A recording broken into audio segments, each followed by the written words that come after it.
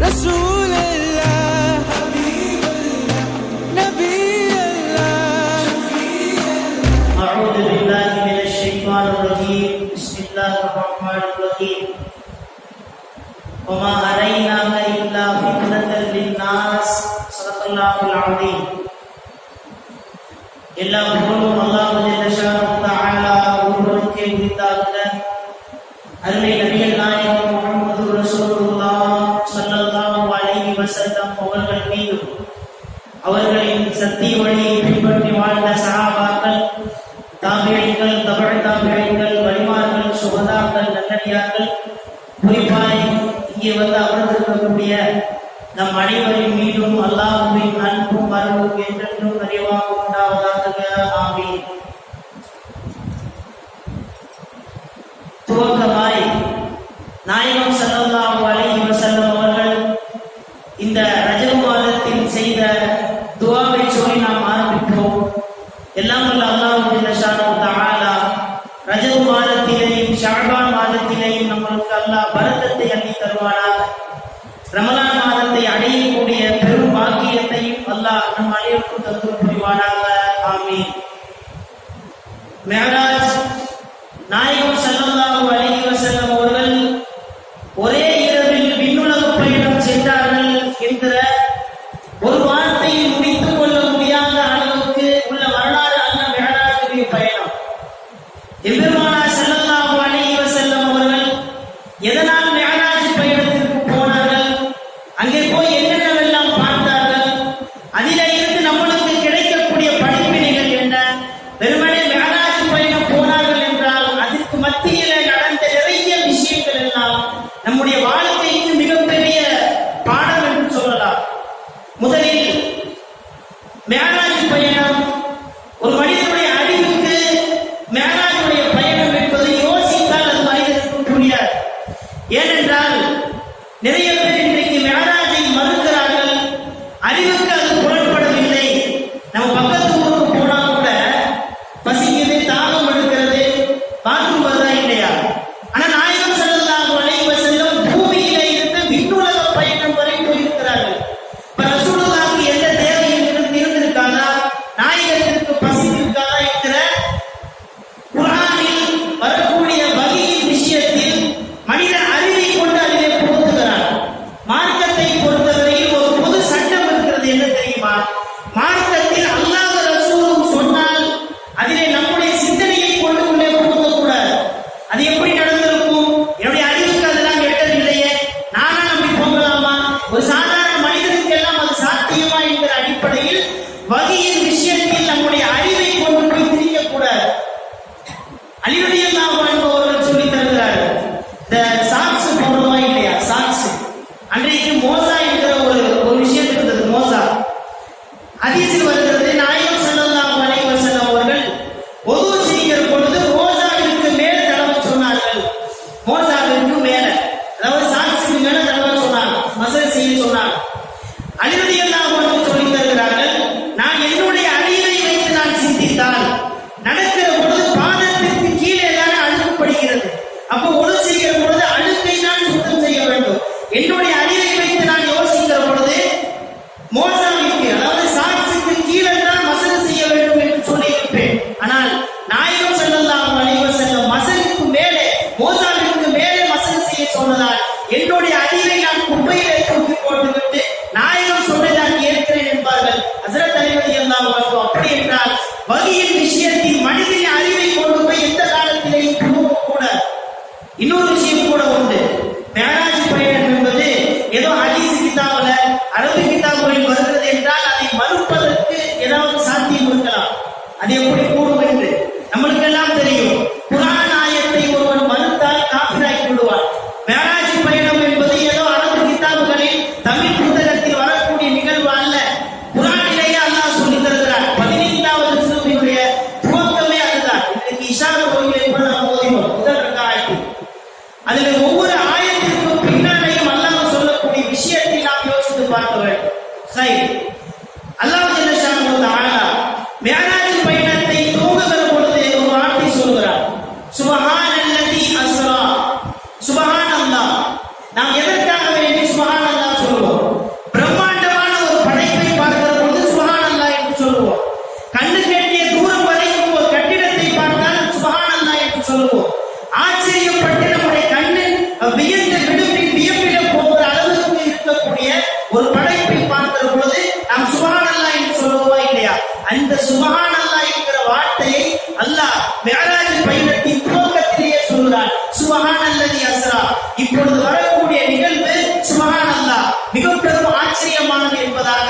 அல்லாஹ் மிஅராஜ் பயணத்தின் துவக்கத்திலேயே ஆச்சரியம் என்று சொல்லி தருகிறார்.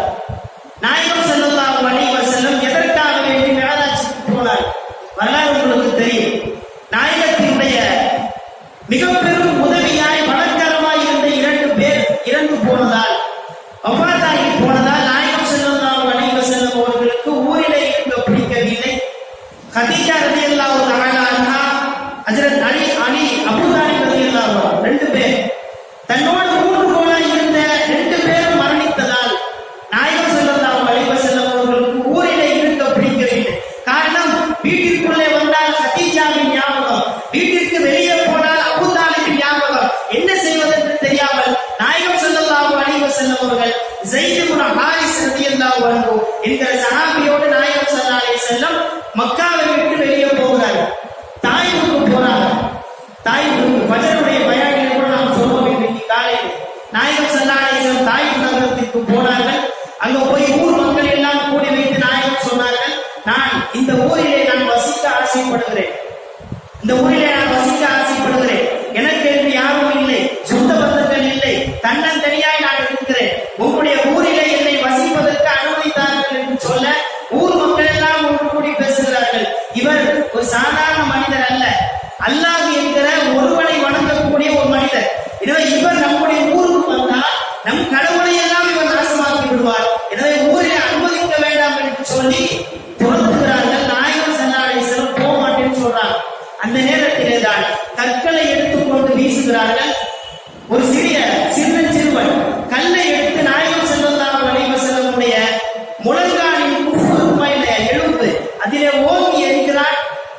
தஃசீரிலே வரக்கூடிய விஷயம், நாயகம் ஸல்லல்லாஹு அலைஹி வஸல்லம் அவர்கள் அந்த சிறுவன் எறிந்த கற்களால் அந்த முழங்காலினுடைய எலும்பு நொறுங்கி போனது.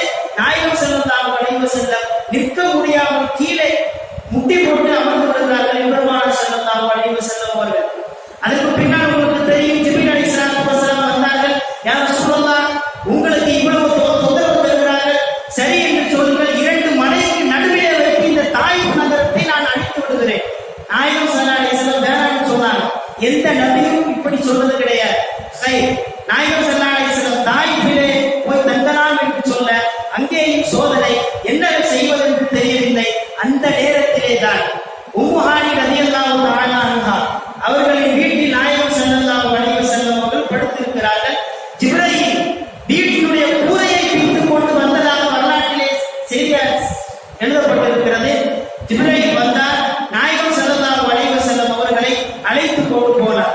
இங்கே இருந்து, அதாவது மக்காவிலே இருக்கிற உம்மு ஹானி ரலியல்லாஹு தஆலா அன்ஹா அவர்களின் வீட்டிலே இருந்து பயணம் துவங்குகிறது.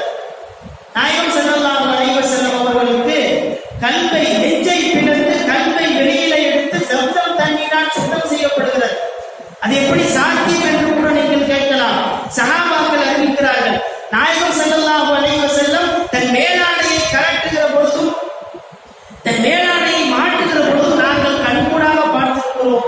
நாயகத்துடைய நெஞ்சத்திலே தையிட்டது போல அடையாளத்தை நாங்கள் பார்த்திருக்கிறோம் என்பதாக சஹாபாக்கள் சொல்லித் தருகிறார்கள். சரி, ஏன் அந்த சர்ஜரி நடந்தது தெரியுமா? ஏன் கல்வை எடுத்து ஜம்ஸம் தண்ணீரால் சுத்தம் செய்தார்கள் தெரியுமா? விண்ணுலக பயணம் போகிற பொழுது ஒரு சாதாரண மனிதனுக்கு ஏற்படக்கூடிய உபாதைகள் எல்லாம் நாயகத்திற்கு ஏற்படக்கூடாது என்ற அடிப்படையிலே தான் அந்த சர்ஜரி நடந்ததாக வரலாற்றில் எடுத்து தருகிறார்கள். அதற்கு பின்னால் நாயகம் ஸல்லல்லாஹு அலைஹி வஸல்லம் புராக் என்கிற வாகனத்திலே மேலே அமர்ந்து பைத்துல் முகத்தஸுக்கு பயணம் செல்கிறார்கள். நமக்கு தெரியும், ஒளியினுடைய பயணம் என்பது கணக்கிட முடியாத அளவுக்குள்ள வேகம். சூரியனுடைய வெளிச்சத்தினுடைய ஒளியை நம்மாலே கணக்கிட முடியாது. ஒரு பல்பினுடைய வெளிச்சத்தை கணக்கிட முடியுமா? முடியாது. நாயகம் ஸல்லல்லாஹு அலைஹி வஸல்லமுடைய இந்த மிஅராஜ் பயணம் என்பது ஒரு ஒளிக்கான பயணம். ஒளிகள் எல்லாம் சேர்ந்து பயணப்பட்ட ஒரு பயணம். நாயகம் ஸல்லல்லாஹு அலைஹி வஸல்லம் அவர்களை மனிதன் என்று சொல்லக்கூடிய அதே குர்ஆனில் அல்லாஹ் நூர் என்று சொல்லி தருகிறார். ஒரு பிரகாசம். கத்ஜாக்கும் மினல்லாஹி நூரும் வ கிதாபும், அல்லாஹ்விடத்திலே இருந்து ஒரு வேதமும் ஒரு ஒளியும் உங்களிடத்திலே வந்திருக்கிறது என்பதாக அல்லாஹ் சொல்கிறார். கிதாப் என்றால் உங்களுக்கு தெரியும், அல் குர்ஆன். நூர் என்றால் யார்? பெருமானார் ஸல்லல்லாஹு அலைஹி வஸல்லம். நாயகத்தை மனிதன் என்று சொன்ன அதே குர்ஆனில் அல்லாஹ் பிரகாசம் என்றும் ஒளி என்றும் நாயகத்தை சொல்லித் தருகிறார். எனவே நாயகம் ஸல்லல்லாஹு அலைஹி வஸல்லம் ஒரு ஒளி. சரி, போகக்கூடிய வாகனம் இருக்கிறதா இல்லையா? புராக்கு வாகனம். அந்த வாகனத்துடைய புராக்கு என்பதுடைய தமிழ் அர்த்தமே மின்னல், இடி என்று பொருள். மின்னல் என்றாலே அது ஒளிதானே. எனவே நாயகம் ஸல்லல்லாஹு அலைஹி வஸல்லம் ஒரு ஒளி. நாயகம் பயணிக்கக்கூடிய புராக்கு என்ற வாகனம் அதுவும் ஒரு ஒளி. மூன்றாவது, கூட போற ஜிப்ரீல் அலைஹிஸ்ஸலாத்து வஸலாம் மலக்குமார்கள் எல்லாம் குலிக்கும் மின் நூர், நூறா ஒளியால் படைக்கப்பட்டவர்கள். எனவே நாயகம் ஒரு ஒளி, வாகனம் புராக் என்ற வாகனம் ஒரு ஒளி, கூட போகிற ஜிப்ரீல் அலைஹிஸ்ஸலாத்து வஸலாம் அவர்களும் ஒளி. மூன்று ஒளியும் சேர்ந்து அல்லாஹ்வை தரிசிக்க போகிறார்கள். எனவே ஒளிக்கான வேகத்தை நம்மால் கணக்கிட முடியாது. சூரியனுடைய ஒளியின் வேகத்தை கணக்கிட முடியாதது போல், ஒரு பல்பினுடைய வெளிச்சத்தின் ஒளியை நம்மால் கணக்கிட முடியாதது போல், மூன்று ஒளிகளும் சேர்ந்து அல்லாஹ்வை தரிசிக்க போவதால் அந்த வேகத்தினுடைய ஒளியின் வேகத்தை நம்மால் கணக்கிட முடியாது. எனவே இது மனிதர்களினுடைய பயணம் என்று சொல்வதை விட பிரகாசத்தின் பயணம், ஒளிகள் எல்லாம் சேர்ந்து பயணப்படுகிறது என்று சொல்லலாம். நாயகம் ஸல்லல்லாஹு அலைஹி வஸல்லம் புராக் என்ற வாகனத்திலே ஏறி நேரா பைத்துல் முகத்தஸ்க்கு வருகிறார். பைத்துல் முகத்தஸ் மொத்தம் 2 பயணம். ஒன்று, மக்காவிலே இருந்து பைத்துல் முகத்தஸ் வரைக்கும் ஒரு பயணம். பைத்துல் முகத்தஸிலே இருந்து விண்ணுலக பயணம். பைத்துல் முகத்தஸிலே இருந்து விண்ணுலக பயணம் போகிறார்களா இல்லையா? அதற்கு பெயர் தான் மெஹராஜ். மக்காவிலே இருந்து பைத்துல் முகத்தஸ் வரக்கூடிய அந்த பயணத்திற்கு பெயர் இஸ்ரா. இஸ்ரா என்று பெயர். அதான் குர்ஆனிலே வருகிறது, சுப்ஹானல்லதி அஸ்ரா. அஸ்ரா என்று வருகிறது. தமிழிலே நாம் அதை பார்க்கிற பொழுது இஸ்ரா என்று உபயோகிப்பார்கள். நாயகம் ஸல்லல்லாஹு அலைஹி வஸல்லம் பைத்துல் முகத்தஸுக்கு போயிட்டார். வாகனம் இருக்கிறதா இல்லையா? புராக் வாகனம்.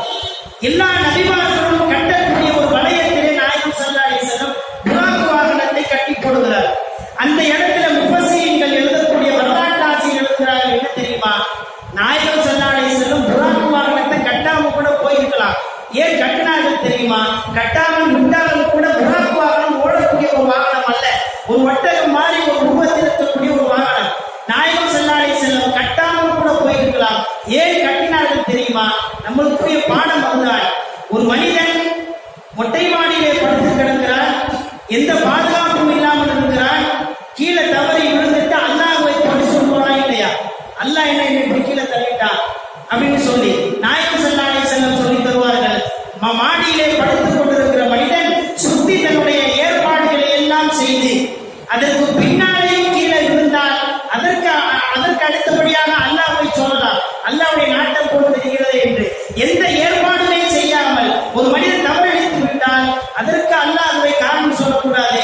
எனவே நாயகம் ஸல்லல்லாஹு அலைஹி வஸல்லம் அவர்கள் இந்த புராக் வாகனத்தை கட்டாமல் விட்டால் வாகனம் ஓடி போயிருக்கலாம். ஒருவேளை ஓடி போயிருந்தால் பின்னால் வரக்கூடிய மக்கள் எல்லாம் அல்லாஹ் என்ன இப்படி செய்து விட்டார் என்பதாக அல்லாஹ்வின் மீது குற்றம் சாட்டுவார்கள் என்கிற அடிப்படையில் பெருமானார் ஸல்லல்லாஹு அலைஹி வஸல்லம் புராக் வாகனத்தை கட்டி போடுகிறார். பைத்துல் முகத்தஸுக்குள்ள உள்ள போயிட்டாங்க. உள்ள போனதுக்கு பின்னால் உங்களுக்கு தெரியும், உலகத்திலேயே பள்ளிவாசல்களிலேயே மிகச் சிறந்த பள்ளிவாசல் பைத்துல் முகத்தஸ். பைத்துல் முகத்தஸ் முதல் சிறப்பு. இரண்டாவது சிறப்பு, பள்ளிவாசலில் இருக்கக்கூடிய இடங்கள் இருக்கிறதா இல்லையா? வலது, இடது, முன்னால், பின்னால், மூளை, இது எல்லா இடத்தையும் விட மிகச் சிறந்த இடம் மெஹராப். இமாம் தொழுகை வைக்கக்கூடிய அந்த இடம் மெஹராப். இரண்டாவது சிறப்பு. மூன்றாவது, நாயகத்திற்கு பின்னாலே நின்று தொழக்கூடிய நபி மனிதர்கள் எல்லாம் சஹாபாக்களும் அல்ல, சாலிஹீன்கள் என்று சொல்லக்கூடிய மனிதர்கள் என்கிற அடிப்படையில் அதை விடவும் தாழ்ந்த உயர்ந்த மனிதர்கள் நபிமார்கள் எல்லாம். எனவே நாயகம் ஸல்லல்லாஹு அலைஹி வஸல்லம் தொழ வைப்பது பைத்துல் முகத்தஸ். பள்ளிவாசலிலே மிகச் சிறந்த பள்ளிவாசல் பைத்துல் முகத்தஸ். இரண்டாவது, பள்ளிவாசலுக்குள்ளே இருக்கக்கூடிய இடங்களிலே மிகச் சிறந்த இடம் மெஹராப். நாயகம் ஸல்லல்லாஹு அலைஹி வஸல்லம் மெஹராபிலே தொழ வைக்கிறார்கள். மூன்றாவது செய்தி, பின்னால் தொழக்கூடிய மக்கள் எல்லாம் சாதாரணமானவர்கள் அல்ல, எல்லாருமே நபிமார்கள். மக்காவிற்கும் நாயகம் தான் இமாம், மதீனாவிற்கும் நாயகம் தான் இமாம், சஹாபாக்களுக்கும் நாயகம் தான் இமாம். இதையெல்லாம் தாண்டி பைத்துல் முகத்தஸிற்கு அல்லாஹ் எதற்காக வேண்டி நாயகத்தை அழைத்து போனான் என்றால், நபிமார்களுக்கெல்லாம் ஒரு தலைவர் என்கிற அடிப்படையிலே மக்கள் உணர்ந்து கொள்ள வேண்டும் என்பதற்காக வேண்டி பைத்துல் முகத்தஸிலே நாயகம் ஸல்லல்லாஹு அலைஹி வஸல்லம் அவர்கள் நபிமார்களுக்கெல்லாம் தொழ அதற்கு பின்னால் புராக்கிலே ஏறி அமர்ந்து வானத்தை நோக்கி பயணம். புறாக்கிலே ஏறி அமர்ந்து வானத்தை நோக்கி பயணம். உங்களுக்கு எல்லாம் தெரியும், ஒவ்வொரு வானத்திலேயும் ஒவ்வொரு நபிமார்கள் இருந்தார். ஒவ்வொரு நபிமார்கள் இருந்தார். வருஷம் வருஷம் சொல்றீங்க, ஒவ்வொரு வானத்திலும் ஒவ்வொரு நபிமாரை சந்திச்சாங்க, சலாம் சொன்னாங்க. இதுல பெரிய விஷயமா கேட்கலாம். ஆனா நம்மளை கூப்பிட்டு வச்சு மூணாவது வானத்துல யாரு இருந்தாலும் கேட்டா நம்ம யாருக்குமே தெரியாது. வருடா வருடம் சொல்லக்கூடிய விஷயம் தான். ஆனாலும் கூட கல்வியில நாம் பதிவைத்திருக்கிறோமா? ஒரு சின்ன நினைவூட்டல். சஹாபாக்கள், முஃபஸ்ஸிரீன்கள், வரலாற்றை எழுதக்கூடிய வரலாற்று ஆசிரியர்கள் எல்லாம் ஒவ்வொரு வானத்திலேயும் போய் நாயகம் ஸல்லல்லாஹு அலைஹி வஸல்லம் ஒரு நபியை சந்தித்தார். சந்திக்கிற பொழுது நாயகம் ஸல்லல்லாஹு அலைஹி வஸல்லம் அந்த நபியை பற்றி ஒரு செய்தியை சொல்லித் தருகிறார். வரலாற்றிற்குள்ளே போகலாம். நாயகம் ஸல்லல்லாஹு அலைஹி வஸல்லம் முதல் வானத்திற்குள்ளே போகிறார். முதல் வானம் ஹஜ்ரத் ஆதம் அலைஹிஸ்ஸலாத்து வஸ்ஸலாம் கதவை திறந்து உள்ளே போகிற பொழுது ஆதம் அலைஹிஸ்ஸலாத்து வஸ்ஸலாம் சொல்கிறார் நாயகத்தை பார்த்து, மர்ஹபன் யா இப்னு சாலிஹ், என்னுடைய மகனே, உன்னுடைய வருகை நல்வரவாகட்டும், உள்ளே வா என்பதாக நாயகத்தை அழைக்கிறார். நாம் எல்லாம் ஆதமினுடைய மக்கள் தான். நாயகம் ஸல்லல்லாஹு அலைஹி வஸல்லம் அவர்களையும் பார்த்து ஆதம் அலைஹிஸ்ஸலாத்து வஸ்ஸலாம் சொன்னார்களா, என்னுடைய மகனே உள்ளே வா, உன்னுடைய வருகை நல்வரவாகட்டும் என்பதாக அழைக்கிறார்கள். நாயகம் சொல்கிறார்களாம் ஜிப்ரீலிடத்திலே, இந்த ஆதம் என்ன இவ்வளவு உயர்ந்த உயரத்திலே இருக்கிறார்? நாயகம் ஸல்லல்லாஹு அலைஹி வஸல்லம் சொல்கிறார்கள், நான் மேராஜ் பயணத்தின் முதல் வானத்திலே ஆதமை பார்த்தேன். ஆதம் அலைஹிஸ்ஸலாத்து வஸ்ஸலாம் 60 அடி உயரத்திலே இருந்தார். 60 அடி. இரண்டாவது வானத்திற்குள்ளே போகிறார். யஹ்யா அலைஹிஸ்ஸலாத்து வஸ்ஸலாம், ஈசா அலைஹிஸ்ஸலாத்து வஸ்ஸலாம், 2 நபியையும் அல்லாஹ் ஒரே வானத்திலே போட்டிருக்கிறார். என்ன காரணம் என்று பார்க்கிற பொழுது ஒவ்வொரு வானத்திலேயும் ஒவ்வொரு நபியை போட்டிருக்கலாம். முதல் வானத்திலே ஆதம் அலைஹிஸ்ஸலாத்து வஸ்ஸலாம் அவர்கள் இருந்தது போல் இரண்டாவது வானத்திலே ஒரு நபியை போட்டிருக்கலாம். ஆனா அல்லாஹ் ஏன் இரண்டாவது வானத்தில் 2 நபியை போட்டார்? வரலாற்றில் எழுதி தருகிறார்கள். யஹ்யா அலைஹிஸ்ஸலாத்து வஸ்ஸலாம், ஈசா அலைஹிஸ்ஸலாத்து வஸ்ஸலாம் 2 பேருமே சின்ன வயதிலே கிட்டத்தட்ட தொட்டிலே ஆடிக்கொண்டிருக்கிற பொழுதே 2 பேரும் நபியாக்கப்பட்டார்களாம். 2 பேரும் நபியாக்கப்பட்டார்கள்.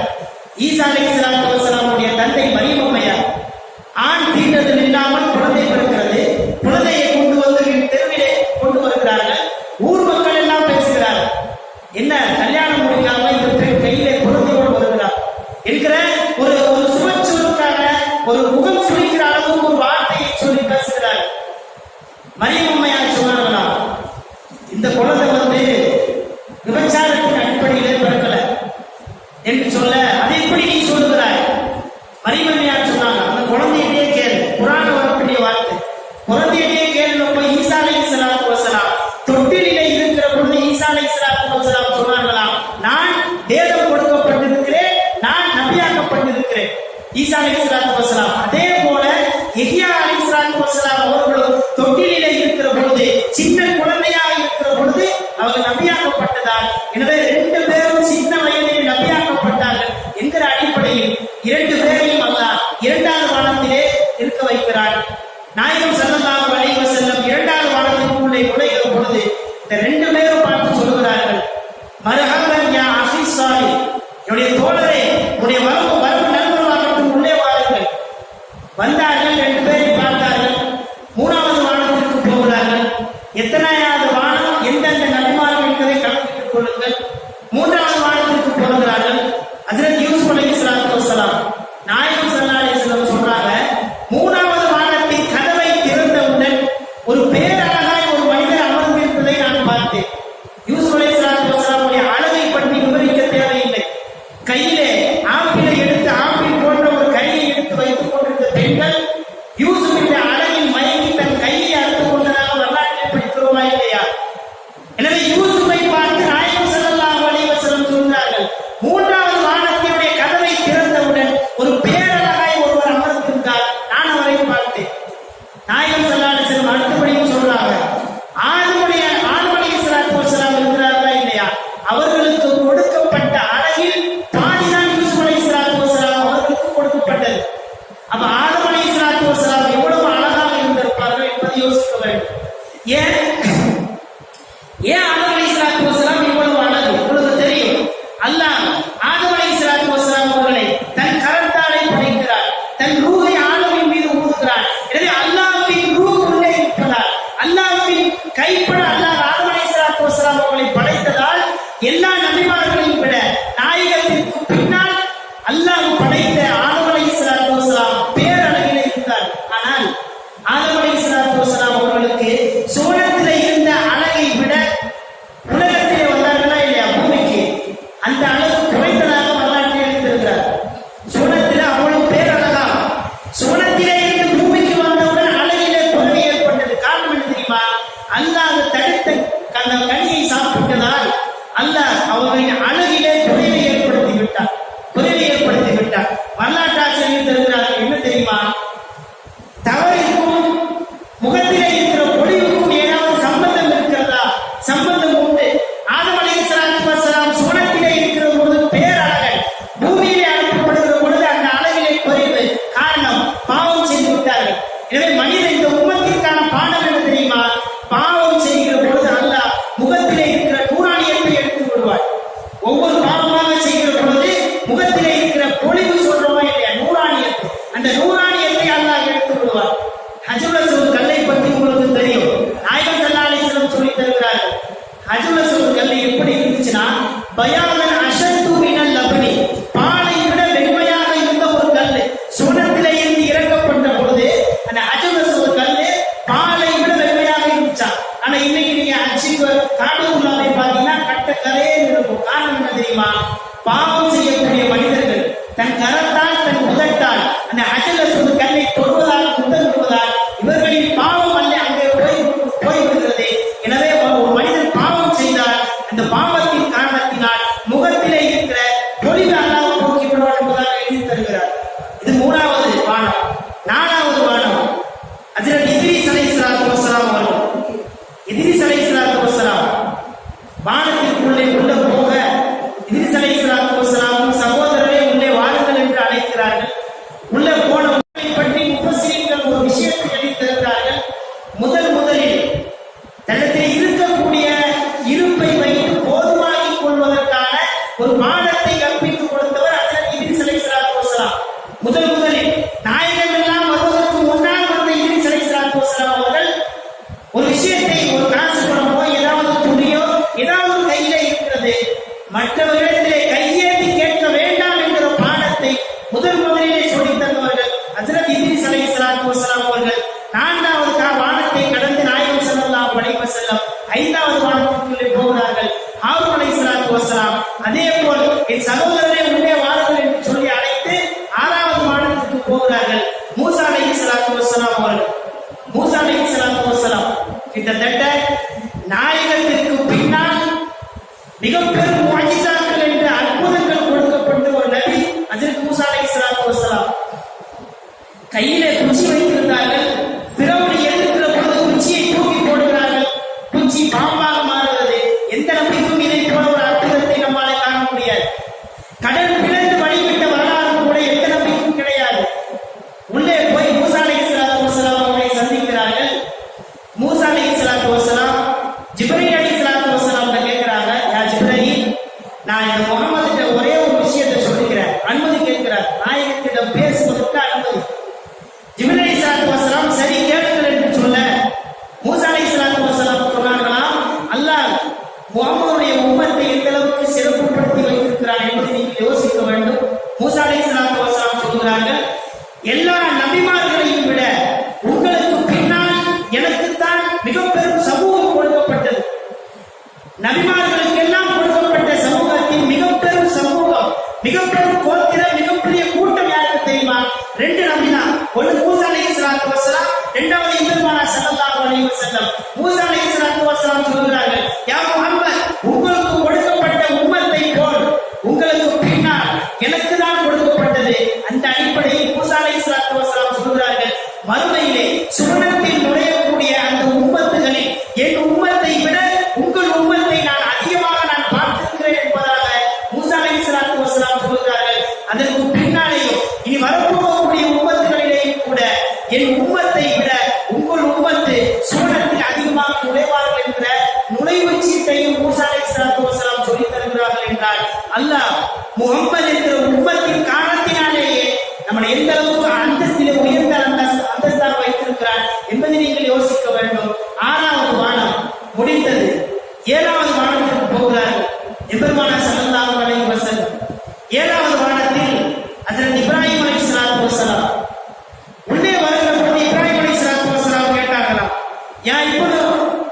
இப்போது சாலை மரஹபன் யா இப்போது சாலை, என்னுடைய மகனே வருகை நல்வரவாகட்டும், உள்ளே வாருங்கள். நீங்கள் கவனிக்க வேண்டும், ஆதம் அலைஹிஸ்ஸலாத்து வஸ்ஸலாம் அவர்களும் இப்ராஹிம் அலைஹிஸ்ஸலாத்து வஸ்ஸலாம் அவர்களும் 2 பேர் மட்டும்தான் நாயகத்தை உள்ளே அழைக்கிற பொழுது என் மகனே உள்ளே வா என்று அழைக்கிறார். மற்ற எந்த நபி சொல்லல.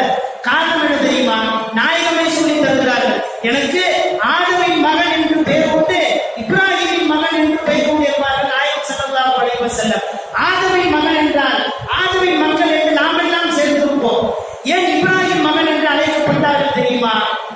இப்ராஹிம் அலைஹிஸ்ஸலாத்து வஸ்ஸலாமுடைய உம்மத்திற்கு கொடுக்கப்பட்ட சட்ட திட்டங்கள்ல பாதி இந்த உம்மத்துக்கு கொடுக்கப்பட்டு கத்னா இப்ராஹிம் அலைஹிஸ்ஸலாத்து வஸ்ஸலாம் அவருடைய உம்மத்துக்கு கொடுக்கப்பட்ட முதல் சட்டம்.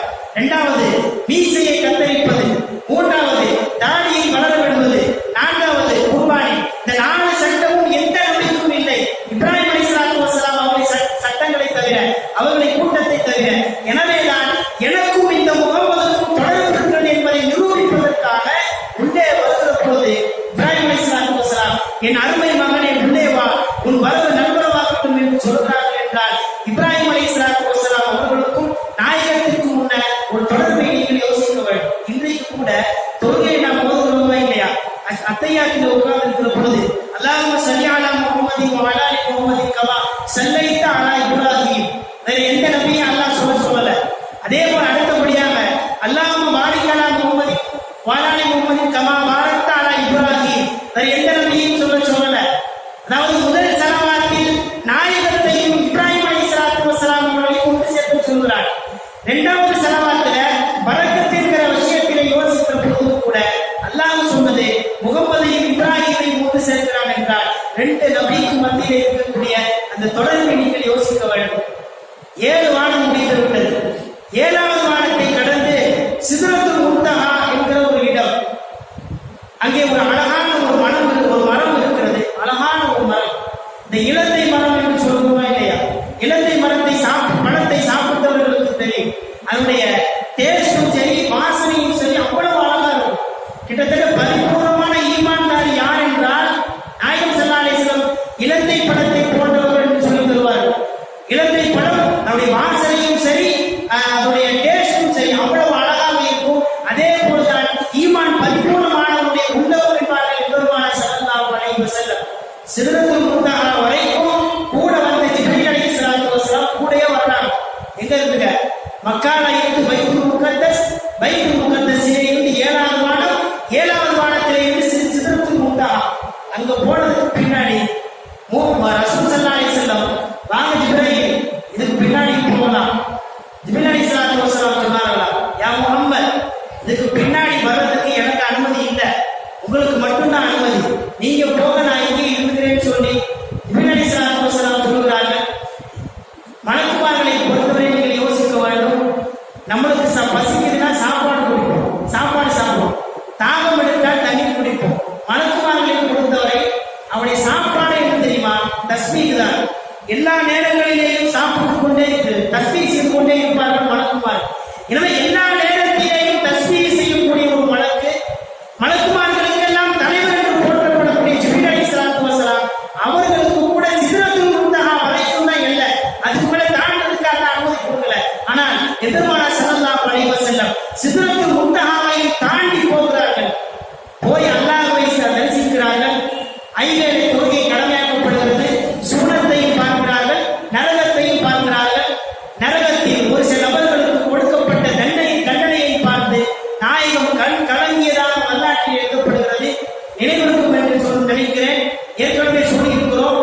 பெருமானார் ஸல்லல்லாஹு அலைஹி வஸல்லம் ஒவ்வொரு நரகத்தையும் பார்வையிட போய் கொண்டிருக்க ஒரு மனிதன் உட்கார வைத்து அவனுடைய தலையிலே பெரிய பாறாங்களை தூக்கி மலக்குமார்கள் ஓங்கி போடுகிறார். ஒரு சின்ன கல் பட்டு இறந்தவர்கள் நிறைய பேர் இருக்கிறார். இந்த இடத்துல சின்ன கல் பட்டு ஓங்கி படிச்சா ஆள் மௌத்தா போயிடுவான். ஆனால் மறுமையில் பெரிய பாறாங்களை தூக்கி மலக்குமார்கள் ஓங்கி போடுகிறார். அவனுடைய தலை மண்டை ஓடு இருக்கிறதா இல்லையா, உடைஞ்சி ரத்தம் வெளியே கசிந்து துடி துடிக்கிறார். யாரும் முடியல, என்னை காப்பாத்துங்க, யாரா என்னை காப்பாத்துங்க, மலக்குமார்கள் இங்கெல்லாம் நின்று விடுங்கள், என்னை தண்டனை செய்யாது இருக்கிற ஒரு பதட்டத்தில் அந்த பயத்திலே அவன் துடி துடிக்கிறான். ரத்தம் சொட்ட சொட்ட வடிகிறது. மறுபடியும் அல்லாஹ்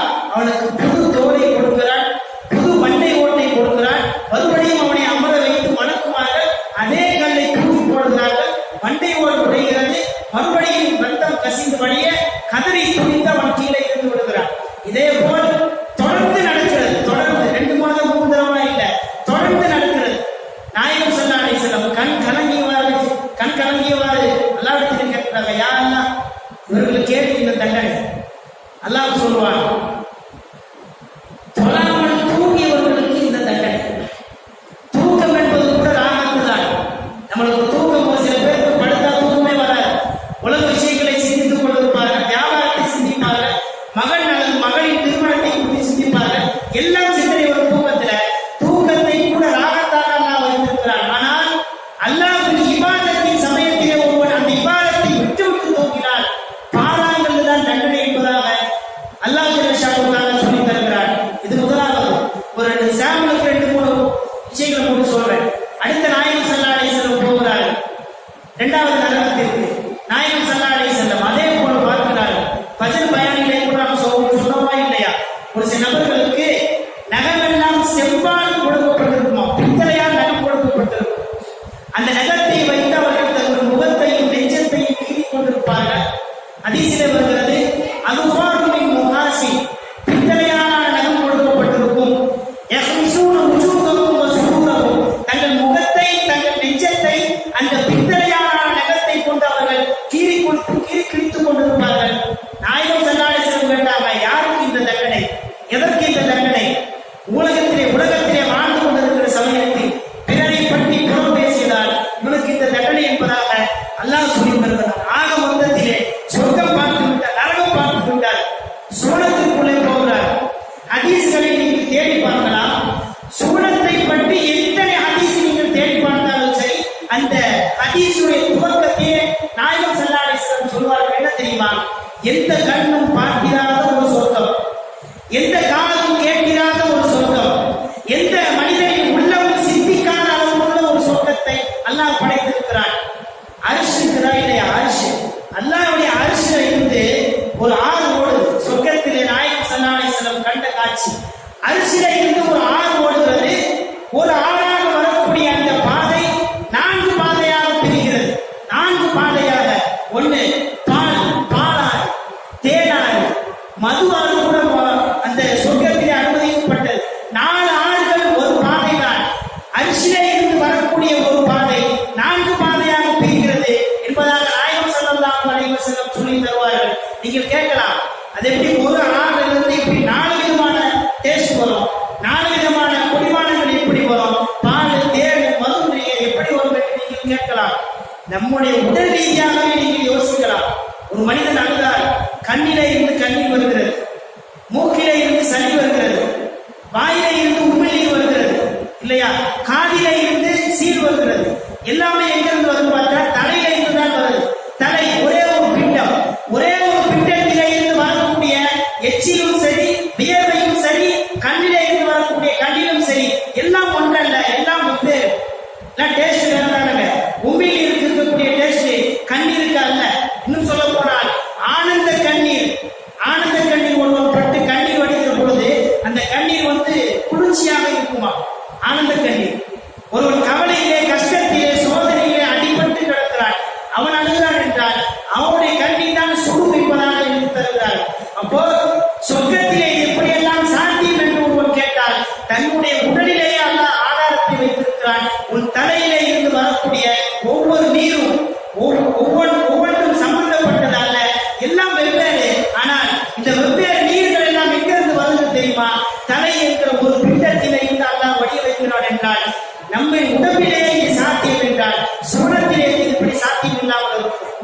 எல்லாம் முடிச்சு அல்லாஹ்வை தரிசித்து விட்டார்கள். 5 வேளை தொழுகை உங்களுக்கு தெரியும். இந்த உம்மத்திற்கு 50 தொழுகை கடமையாக்கப்பட்டது. ஒரு நாளைக்கு 50 தொழுகை. 50 தொழுகையா? ஒரு வேளை 50 தொழுகையோடு நாயகம் ஸல்லல்லாஹு அலைஹி வஸல்லம் கீழே இறங்கி வந்துட்டாங்கன்னா இன்னைக்கு நம்மால் வியாபாரத்திற்கு செல்ல முடியாது. இன்னைக்கு நம்ம 5 வேளை தொழுகையை கூட சரியாக தொழுகிற மனிதர்கள் உலகத்தில் சற்றேறக்கூடிய குறைவாகத்தான் இருக்கிறார். நான் 5 வேளை தொழுகை தொழுதிருக்கிறேனா என்பதை நீங்கள் யோசிக்க வேண்டும். நாயகம் ஸல்லல்லாஹு அலைஹி வஸல்லம் அவர்கள் கொடுக்கப்பட்ட 50 வக்து தொழுகை ஒரு நாளைக்கு இறங்கி வருகிறார்கள்.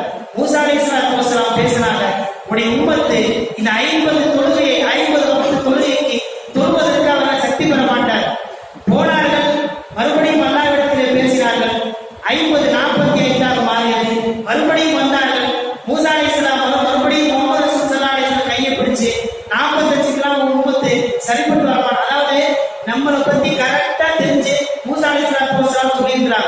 50 வகுத்து தொழுதுக்கலாம், உடைய உம்மத்து சரிப்பட்டு வராது. மறுபடியும் மேலே போனார்கள், வந்தார்கள், வரும்போதும் போவதும் கிட்டத்தட்ட 50 வகுத்து தொழுகை 5 வகுத்து துறையாக மாறுகிறது. மறுபடியும் வந்தாங்க. எந்த அளவுக்கு மூசா அலைஹிஸ்ஸலாத்து வஸலாம் நம்ம படி நல்லா தெரிஞ்சு வச்சுட்டாங்க பாருங்க. 5 வகுத்து கடமையாகப்பட்டுச்சு. வருகிறார்கள். மூசா அலைஹிஸ்ஸலாத்து வஸலாம் சொன்னாங்களா, யா முஹம்மத், ஒரு நாளைக்கு 5 வகுத்து தொழுவது கூட ஒரு உம்மத்தை சக்தி பெறாது, மறுபடியும் மேல போய் சொன்னார். நம்மளை பற்றி கரெக்டா தெரிஞ்சு வச்சிருக்காங்க மூசா அலைஹிஸ்ஸலாத்து வஸலாம். அந்த நேரத்தில் ரசூலுல்லாஹி சொன்னாங்களா, யா மூசா, என்னுடைய சகோதரரை இதற்கு பின்னாலும் அல்லாஹ்வை சந்தித்து அவன் கடமையாகிய தொழுகையை குறைத்து கேட்பதற்கு நான் வெட்கப்படுகிறேன், வேண்டாம், சரி என்று கீழே இருந்து வருகிறார்கள். மறுநாள் காலை அதாவது இன்றைக்கு இருக்கக்கூடிய மெஹராஜை மறுக்கிறவர்கள் இன்றைக்கு இருக்கிறார்களா இல்லையா? அதே மாதிரி அன்னைக்கு ஒரு சில பேர் இருப்பாங்களா இல்லையா? அபூஜஹல் இருந்தார். மறுநாள் காலை ஃபஜர் விடுகிறது. ஃபஜருக்கு பின்னால் அபூஜஹல் நாயகத்தின் முகத்தை பார்க்கிறார். நாயகத்தின் முகத்தில் ஏதோ சந்தோஷம் தெரிகிறது, ஏதோ ஒரு சாதிச்ச மாதிரி ஒரு விஷயம், ஒரு பிரகாசம். நாயகம் ஸல்லல்லாஹு அலைஹி வஸல்லம் சிரித்த முகத்தோடு ஃபஜரை தொழுது முடித்து வெளியே வருகிறார். அபூஜஹல் நாயகத்தின் முகத்தை பார்க்கிறார். பார்த்துட்டு அபூஜஹல் தான் கேட்கிறார், ஃபர்ஸ்ட் மிஅராஜை பத்தி நாயகம் ஸல்லல்லாஹு அலைஹி வஸல்லம் சொன்னது பார்த்தா உம்மு ஹானி ரலியல்லாஹு தஆலா அன்ஹா அவங்க வீட்டில இருந்தா போனாங்க. எனவே மறுபடியும் அவர்களின் வீட்டிற்குள்ளே வந்து விட்டார்கள். காலை எழுகிற பொழுது நாயகம் ஸல்லல்லாஹு அலைஹி வஸல்லம், நான் இந்த மாதிரி போனேன், பைத்துல் முகத்தஸ் போனேன், நபிமார்களுக்கெல்லாம் தொலை வைத்தேன், 7 வானத்திற்கு போனேன், 7 நபிமார்களையும் சந்தித்தேன், சொர்க்கம் நரகம் எல்லாத்தையும் பார்த்தேன் என்கிற விஷயத்தை முதலாக உம்மு ஹானி ரலியல்லாஹு தஆலா அன்ஹா அவங்க சொல்றார். உம்மு ஹானி ரலியல்லாஹு அன்ஹா சொன்னாங்களா, வேண்டாம் முஹம்மதே, நீ இந்த மெஹராஜ் பயணம் போனாயா இல்லையா, விண்ணுலக பயணம், இதை விட்டுவிடு, யார்கிட்டையும் சொல்லாது. ஏன்னா ஏற்கனவே உன்னை பற்றி மக்கள் எல்லாம் பொய் பேசிக் கொண்டிருக்கிறார். முகம்மதே ஒரு பைத்தியர், ஒரு சூனியக்காரர் என்பதாக உன்னை பற்றி குறை பேசிக் கொண்டிருக்கிறார். இந்த நேரத்தில் நான் ஒரே ஒரு நாள் இரவில் வானம் வரைக்கும் போய்விட்டு வந்தேன் என்று சொன்னால் இந்த மறுப்பது என்பது அதிகமாகிவிடும், உன்னை இன்னும் கேள்விக்கின்ற செய்வார்கள், வேண்டாம் விட்டுவிடு என்று சொல்ல நாயகம் ஸல்லல்லாஹு அலைஹி வஸல்லம் ஒரு உண்மையான மூமினுக்கான ஒரு அடையாளம். நாயகம் ஸல்லல்லாஹு அலைஹி வஸல்லம் அவன் மறுத்தாலும் சரி, என்னை அடித்தாலும் சரி, நான் சொல்வேன் என்று சொல்லி தருகிறார்கள். மார்க்கத்தின் விஷயத்தில் ஒருவன் தவறு செய்கிறான் என்றால் அவன் அடித்தாலோ என்னை திட்டினாலோ என்னுடைய குணம், நான் நல்லதை ஏறி தீமையை தடுக்க வேண்டும். நாயகம் ஸல்லல்லாஹு அலைஹி வஸல்லம் பாடம் கற்பித்து தருகிறார்கள். உம்மு ஹானி ரலியல்லாஹு தஆலா அன்ஹா வீட்டிலே இருந்து வருகிறார்கள். மறுநாள் காலை ஃபஜரை முடித்து வந்து அபூஜஹலை சந்திக்கிறார்கள். அபூஜஹல் பார்க்கிறான், 2வது மனிதர், மேராஜ் பயணத்தை பற்றி சொன்ன 2வது மனிதர் அபூஜஹல் பார்த்து கேட்டாரா, முஹம்மத், உன் முகத்திலே ஒரு பொலிவு தெரிகிறது, ஏதோ சாதிச்ச மாதிரி ஒரு முகத்தில் தெரியுது, என்ன விஷயம்? நாயகம் ஸல்லல்லாஹு அலைஹி வஸல்லம் எல்லாத்தையும் சொன்னாங்க. படுத்திருந்தேன், குர்ஆன் வந்துச்சு, இப்ராஹிம் வந்தார், எல்லாத்தையும் சொல்லி முடிக்கிறார். அபூஜஹலுக்கு நல்ல ஒரு சகனம் என்ன தெரியுமா? இந்த நேரத்தில் மக்கள்கிட்ட போய் இவரை பற்றி சொன்னா மக்கள் எல்லாம் இவரை பொய்யர் என்று நம்பி விடுவார்கள். காரணம், ஒரே ஒரு இரவில் வானம் வரைக்கும் போவது என்பது சாத்தியம் அல்ல. எனவே இவரை பற்றி இந்த நேரத்திலே மக்களிடத்திலே சொன்னால் சரியாக இருக்கும் என்று சொல்லி மேராஜ் பயான் மீட்டிங்க ஏற்பாடு செஞ்சது யாரு பார்த்தா அபூஜஹல் தான்.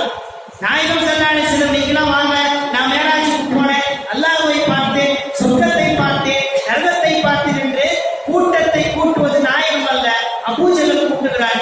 எல்லா வீட்டு கதவையும் போய் தட்டுகிறான். வா, முகமது எங்கே போயிட்டு வந்தாரா, வா, என்ன போய் கேட்போம். எல்லா மக்களும் கூடி வந்து நிற்கிறார்கள். நாயகம் ஸல்லல்லாஹு அலைஹி வஸல்லம் ஒரு விட்டு கூட விடாம எல்லாத்தையும் சொல்லி முடிக்கிறார். சொல்லி முடிக்க மக்கள் எல்லாம் நம்புகிறார்கள். கடைசியா மீட்டிங் முடிஞ்சதுக்கு பின்னாடி அபூஜஹல் இருக்கிறானா இல்லையா, அபூஜஹல் அபூபக்கர் ரலியல்லாஹு அன்ஹு அவர்களை போய் தனியாக சந்தித்து இருக்கிறார். எப்பா, முகமது என்ன சொல்றாரு பாத்தியா, அவர் சொல்லதெல்லாம் நீ நம்பிட்டு இருந்த, ஆனா அவர் என்ன சொல்றாரு பாத்தியா, ஒரே ஒரு இரவுல பைத்துல் முகத்தஸ் போனாராம். பைத்துல் முகத்தஸ் போவதற்கு சில நாட்கள் தேவைப்படும் என்பதாக வரலாற்று சொல்லி தருகிறார். ஆனால் ஒரே ஒரு இரவில் பைத்துல் முகத்தஸ் போயிருக்கிறாராம், வானத்தை நோக்கி போயிருக்கிறாராம். இதெல்லாம் எங்கேயாவது யோசிக்கிற மாதிரி தெரியுதா? உனக்கே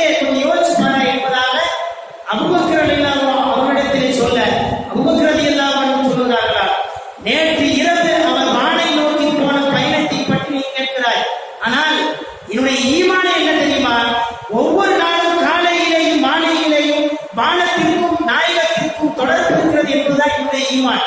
வானத்திலே இருந்து வகி வருகிறதா இல்லையா? வானத்திலே இருந்து வகி வருகிறது. எனவே காலையிலேயும் மாலையிலேயும் நாயகத்திற்கும் வானுக்கும் தொடர்பு இருக்கிறது என்பதை நம்புவதுதான் என்னுடைய ஈமான். ஆனால இந்த மேராஜ் பயணம் என்பது எனக்கெல்லாம் பெரிய விஷயம் இல்லை என்பார்கள். அதற்கு பின்னால் தான், அந்த விஷயத்திற்கு பின்னால் தான் அபூபக்கர் ரலியல்லாஹு அன்ஹு அவர்களுக்கு சித்தீக் என்ற பட்டம் கிடைத்தது என்பதாக வரலாற்றை எழுதியிருக்கிறார்கள். அதுவரைக்கும் அபூபக்கர் அவ்வளவுதான். மேராஜ் பயணத்திற்கு பின்னால் நான் முகமது சொல்றதை ஏற்றுக்கொள்கிறேன் என்று சொன்னார்களா இல்லையா? அதற்கு பின்னால் தான் சித்தீக் என்ற பட்டம் வந்ததாக வரலாற்றாசி எழுதியிருக்கிறார்கள். சித்தீக் என்றால் உண்மையாளர், உண்மை பேசுபவர். நாயகத்தின் மேராஜ் பயணத்தை அபூபக்கர் ரலியல்லாஹு அன்ஹு உண்மைப்படுத்தியதால் சித்தீக் என்ற பட்டத்தை பெறுகிறார்கள் ஹஜ்ரத் அபூபக்கர் ரலியல்லாஹு அன்ஹு.